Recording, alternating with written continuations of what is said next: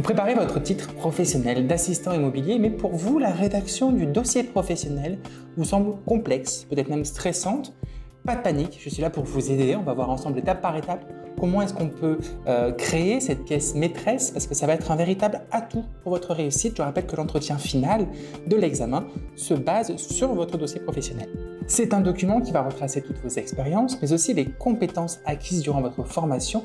C'est pas grave si vous n'avez pas fait de stage, on va puiser dans les expériences de formation, dans les activités professionnelles que vous avez pu réaliser.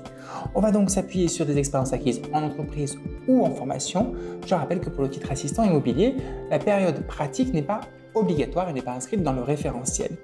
Et c'est pas obligatoire, c'est pas pour autant que c'est pas recommandé. On préfère toujours les candidats qui ont pu faire un stage, mais pour X ou Y raison, vous n'avez peut-être pas eu la possibilité. On va se baser sur ce que vous avez fait pendant votre formation pour remplir chaque section avec précision. On va devoir décrire pour chaque activité type du métier les tâches effectuées, les conditions de travail, les logiciels utilisés, les moyens utilisés, les ressources humaines utilisées, la collaboration avec d'autres services.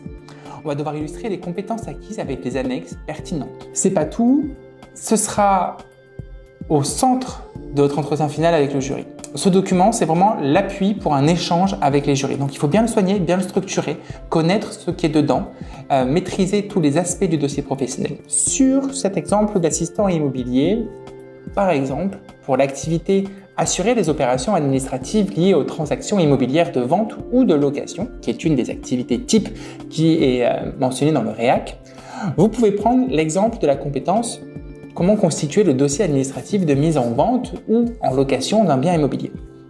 Si j'avais à rédiger mon dossier professionnel aujourd'hui, voici ce que j'écrirais. Lors de ma formation en agence ou en centre de formation si je n'ai pas fait de stage, j'ai constitué plusieurs dossiers de mise en vente pour des biens immobiliers de la maison à l'appartement.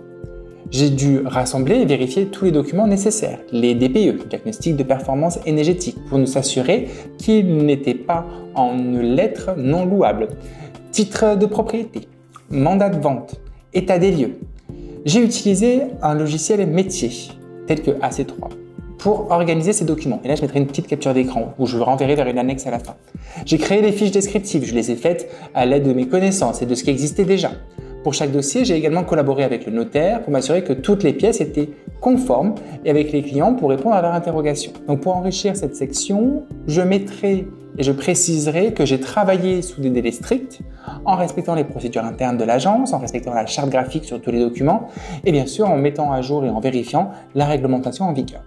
Je compléterai par une annexe avec une capture d'écran du logiciel, une capture d'écran d'une fiche descriptive ou un exemple d'annonce immobilière que j'aurais créé. Pour l'activité suivante, pour l'activité prendre en charge des activités liées à la gestion locative d'un bien immobilier, je pourrais développer la compétence assurer les opérations courantes de gestion locative. Par exemple, je dirais que dans le cadre de mes missions, j'ai suivi les loyers des locataires et géré les relances pour paiement qui étaient souvent en retard.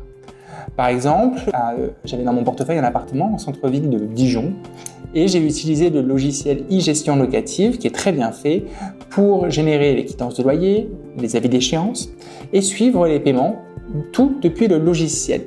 Ça m'a permis également de gérer les états des lieux de sortie en m'appuyant sur le modèle qui était fourni par l'agence ou par le logiciel.